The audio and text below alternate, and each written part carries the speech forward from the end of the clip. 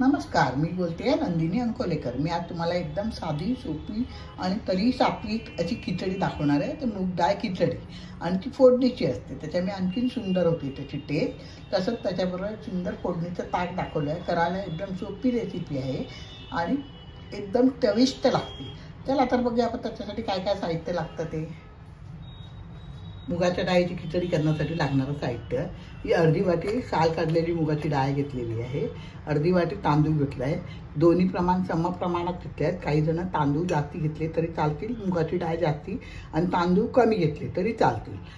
तर अर्धा टीस्पून राई घेतली आहे, अर्धा टीस्पून जिरं घेतलं आहे, 2 हिरव्या मिरच्या मी उभ्या पातळ कापून घेतल्या आहे, अर्धा टीस्पून हळद आहे, अर्धा टीस्पून मिरचीची पावडर, चवीनुसार मीठ, अर्धा टीस्पून गोडा मसाला, आपण जो रेग्युलर ब्राह्मणी पद्धतीने वापरतो तो गोडा मसाला घेतलेला आहे आणि 1 टेबलस्पून कोथिंबीर आणि 1 टेबलस्पून खोबरं घेतलं आहे। आता पहिल्यांदा आपण तांदूळ आणि डाळ एकत्र करून धुवून घ्यायच्या आणि 10 मिनिटं ते ठेवून द्यायचे। तांदूळ घेते मी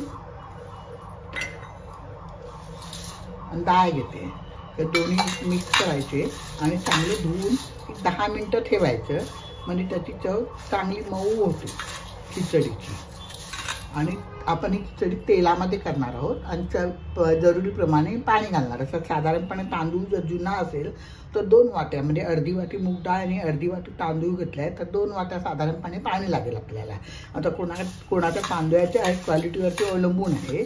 आपण ह्याच्यामध्ये आता मी 2 वाट्या पाणी घालणार आहे आणि शिजवणार आहे। स्वच्छ धुवून डाळ आणि तांदूळ भिजत घातलेले आहेत। आता 10 मिनिटांनी आपण ते फोडणीला द्यायचे। भांडं तापत ठेवलं आहे, 1.5 टेबलस्पून मी तेल घातलेलं आहे त्याच्यामध्ये।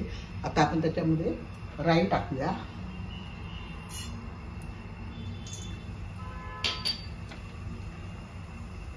राई चांगली तडतडली त्याच्यात जिरं टाकूया,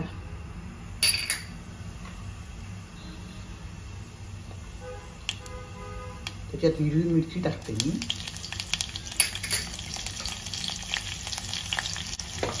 हळद टाकते, काही भिजवलेले डाळ आणि तांदूळ टाकूया आपण,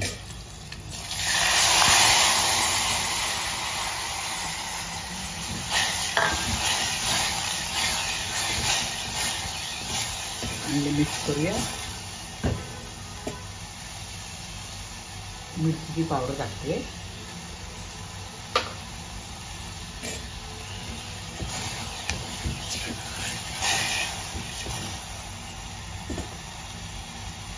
मिक्स करून झाला। आता आपण वाटून 2 वाट्या पाणी टाकूया। हे पाणी मी जरा गरम करून घेतलं आहे, 2 वाट्या पाणी टाकलं आहे। एकदम सोपी खिचडी आहे। आता हे आपण चांगली उकळी आली की त्याच्यात मीठ मसाला सगळं टाकून कुकरमध्ये 1 शिट्टी काढायची। अगदी नवीन मुलांना पण शिकण्यासारखी खिचडी आहे, तर तुम्ही करून बघा। माझ्या चॅनलवर जर नवीन असाल तर सबस्क्राईब करा, शेअर्स करा, आपल्या मित्रमैत्रिणींना शेअर्स करा। आता ह्याला उकळी येऊ द्यावी आणि मग त्याच्यामध्ये आपण चवीनुसार मीठ टाकणार आहोत। चांगली आता चवीनुसार मीठ टाकते मी, मिक्स करूया। त्याच्यामध्ये तुम्हाला भाज्या पण टाकता येतात, पण भाज्या टाकल्या की तो पुलावासारखा झाला, म्हणून मी सोपी खिचडी मी तुम्हाला दाखवते।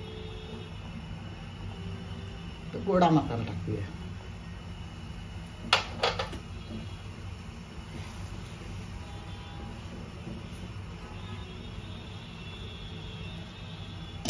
चांगली उकळी आली आहे।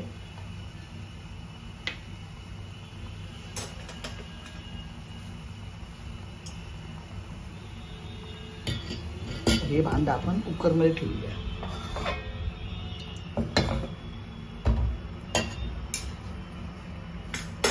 परतून कोथिंबीर आणि खोबरं घालूया,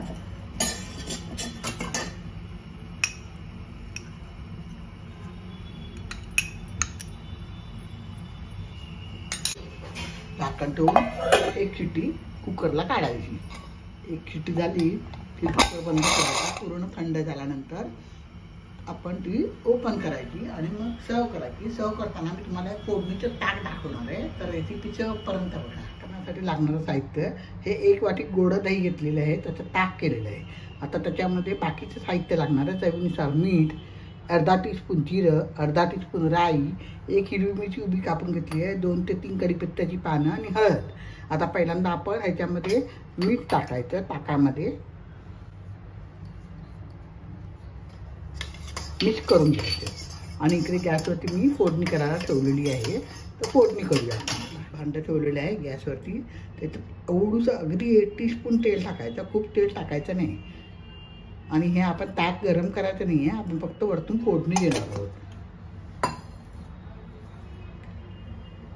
तेल गरम झालं त्याच्यामध्ये आपण फोडणी करूया सगळी.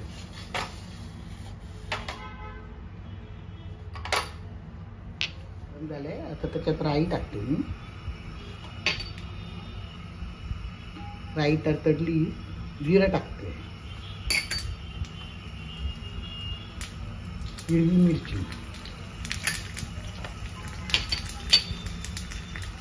कढीपत्त्याची पानं 2 ते 3 टाकायची.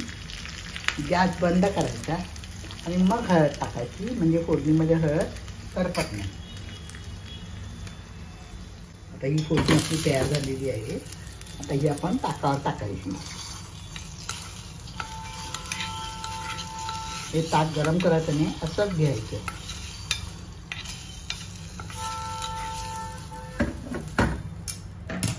चांगली मिक्स करते फोडणी. झालं आपलं फोडणीचं ताक तयार. मुगाच्या डाळीच्या खिचडीबरोबर खायला अप्रतिम लागतं. तुम्ही करून बघा. खिचडी उघडून बघूया आता. कुकर बऱ्यापैकी थंड झालाय.